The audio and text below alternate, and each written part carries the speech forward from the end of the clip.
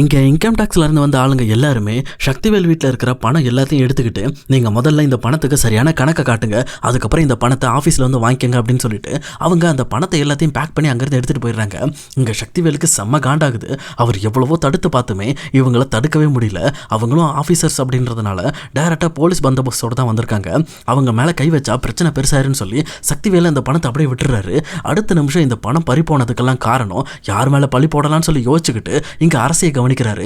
அப்போ அரசியை பார்த்துட்டு இவ இந்த மாதிரி தரித்திரம் பிடிச்ச வீட்டில இருந்து வந்ததுனால தான் நம்ம வீட்டுக்கும் அதே தரித்திரம் பிடிச்சிருச்சு அப்படின்ற மாதிரி இங்க அரசியை காரணம் காட்டி அவங்கள திட்டி தீர்த்துக்கிட்டு இருக்காங்க. இதை பார்த்துட்டு இருக்க அப்பத்தாவுமே, டேய் நீ இந்த மாதிரி பணத்தை பறி கொடுத்ததுக்கு நீ எதுக்குடா அந்த பிள்ளையை திட்டிக்கிட்டு இருக்க, உனக்கு சரியா பேசி அவங்கள நம்ம கண்ட்ரோலுக்கு கொண்டு வர தெரியல, இப்போ நீ எதுக்குடா அரசியை பார்த்து அவ இந்த வீட்டுக்கு வந்ததுனால தான் இப்படிலாம் நடக்குதுன்னு சொல்லி அவ மேல பழி தூக்கி போடுற அப்படின்ற மாதிரி இங்க அப்பத்தாவுமே சத்தம் போட ஆரம்பிக்கிறாங்க.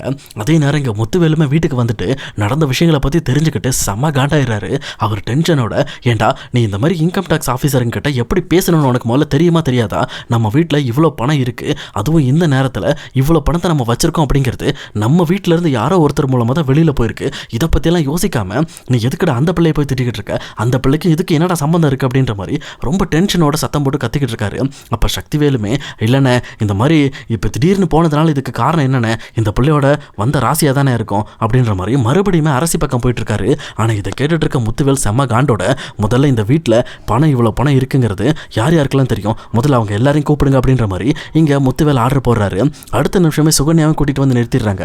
அப்போ சுகன்யாவை பார்த்த முத்துவேலுமே, இங்கே பாருமா நீ தானே காலையில் இந்த வீட்டில் இவ்வளோ பணம் இருக்கிறத பார்த்துட்டு இவ்வளோ பணமா அப்படின்ற மாதிரி வாயை திறந்துட்டு இருந்தல, இந்த விஷயத்தை பற்றி நீ யார்கிட்டயே சொன்னியா அப்படின்ற மாதிரி கேட்குறாங்க.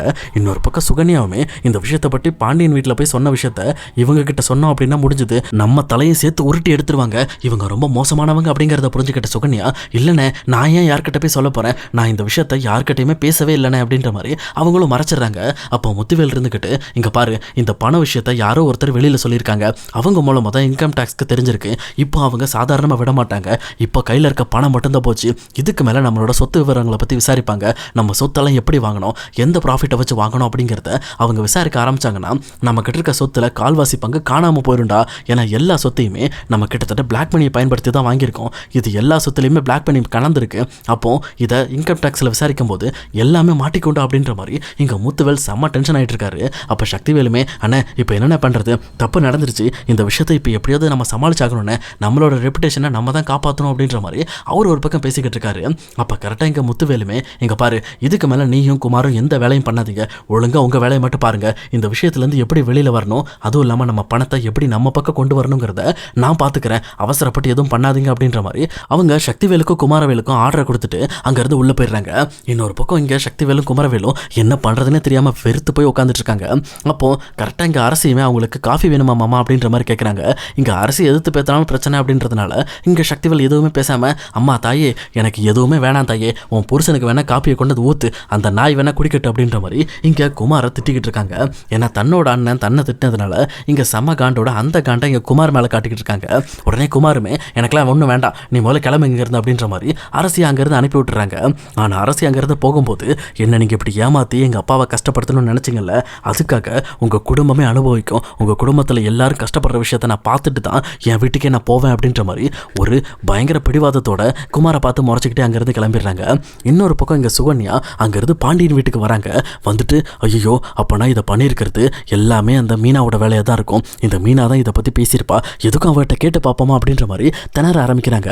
ஆனால் அதே நேரத்தில் சுகன்யாவோட முகத்தில் ஏதோ பதட்டம் இருக்கிறத கவனிச்ச மீனாவுமே, என்னாச்சு நீங்கள் எதுக்கு ரொம்ப பதட்டமாக இருக்கீங்க, உள்ளே போனீங்களே என்னதான் நடந்துச்சு உள்ள அப்படின்ற மாதிரி கேட்குறாங்க.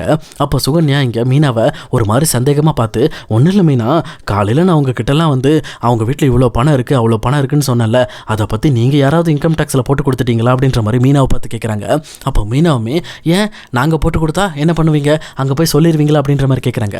இல்லை மீனா, நான் ஏன் சொல்ல போகிறேன், இல்லை கேட்டேன், ஏன்னா அவங்க என்கிட்ட விசாரித்தாங்க, யார் மூலமாக தான் இந்த மாதிரி இந்த இன்ஃபர்மேஷன் போயிருக்கு, அதுவும் நம்ம வீட்டில் பணம் இருக்கிற விஷயம் யாருக்கோ தெரிஞ்சு தான் இப்படி பண்ணியிருக்காங்கன்னு சொல்லி பேசிக்கிட்டு இருந்தாங்க, அதுவும் முத்தண்ணன் தான் பேசினாரு, அதனால தான் கேட்டேன் அப்படின்ற மாதிரி இங்கே சுகன்யா பட்டும் படாமல் பேச ஆரம்பிக்கிறாங்க. ஆனால் மீனா இங்கே சுகன்யாக்கு பயங்கரமான அச்சுறுத்தலை கொடுக்கறதுக்காகவே, ஆமாம் நீங்கள் சொல்கிறது உண்மை தான், நான் தான் இன்கம் டேக்ஸ்க்கு ஃபோன் பண்ணி இந்த வீட்டில் இவ்வளோ பணத்தை பயன்படுத்துகிறாங்க, இந்த பணம் எதுக்காகன்னு தெரியல, அவங்க மேலே டவுட்டாக இருக்குன்னு சொல்லி கம்ப்ளைண்ட் கொடுத்தேன், அதனால தான் இன்கம் டேக்ஸ் ஆஃபீஸர் டைரெக்டாக வந்து ரைடுக்கு வந்து அந்த பணம் மொத்தத்தையும் தள்ளிட்டு போனாங்க அப்படின்ற மாதிரி இங்கே மீனா ரொம்பவே தனாவட்டோடையும் தெளிவோடையும் இவங்க கிட்ட பேசிகிட்டு இருக்காங்க சுகன்யாட்ட. அப்போ இதை கேட்ட சுகன்யாக்கு சும்மா அள்ள விட்டுருது. ஐயோ நம்ம பண்ண தப்புனால தானா இப்போ முத்தண்ண வீட்டு பணம் மாட்டிக்கிச்சு, இனிமேல் இந்த வீட்டில் எதாக இருந்தாலும் பார்த்து தான் வாயை திறக்கணும், இந்த மீனா ரொம்பவே ஆபத்தானவளாக இருக்கா, நம்மளை பெரிய பிரச்சனைக்குள்ளே மாட்டி விட்டுருவா அப்படின்ற மாதிரி இங்கே மீனாவை பார்த்து சுகன்யா பயங்கரமாக பயப்பட ஆரம்பிக்கிறாங்க.